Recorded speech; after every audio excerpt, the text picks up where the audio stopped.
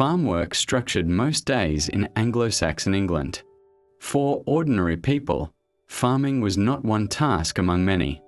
It was the system that determined food, labor, time, and survival. Most households were directly involved in agriculture. Archaeological evidence and early land systems show that farming was organized around open fields divided into long strips rather than enclosed farms. Individual families worked specific strips, but success depended on cooperation. Ploughs and oxen were expensive, so equipment and animals were often shared across the community. A working day began early. At first light, animals were fed and checked. Fires were relit, tools were gathered. Work started as soon as daylight allowed, because time lost in the morning could not be recovered later in the year. Ploughing was one of the most demanding tasks. Heavy ploughs required teams of oxen and several people to operate. One guided the plough, another controlled the animals, while others cleared stones or prepared seed. Because fields were shared, ploughing schedules were coordinated so land could be sown efficiently.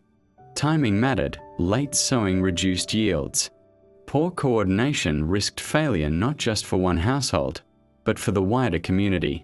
Once crops were in the ground, work shifted to maintenance. Weeding, repairing boundaries, and protecting fields from animals were constant tasks. Pigs were sent into woodland where possible, reducing pressure on stored food.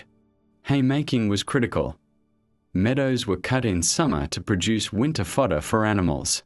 Failure to gather enough hay meant livestock could not be kept through winter, reducing milk, wool, and future labor.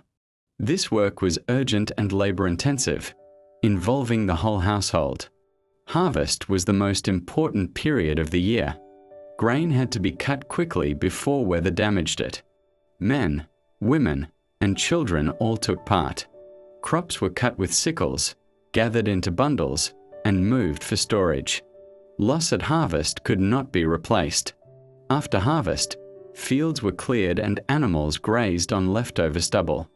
Attention shifted to preparing for winter. Livestock numbers were reduced when animals could not be fed through the colder months. Farm work did not stop in winter. While outdoor labor decreased, indoor work increased. Grain was processed, wool was spun. Equipment was maintained, food stores were carefully managed. There were no machines to reduce labor. Success depended on coordination, endurance, and knowledge passed between generations. Farming was not about growth or surplus. It was about stability, and stability depended on work done at the right time, by everyone.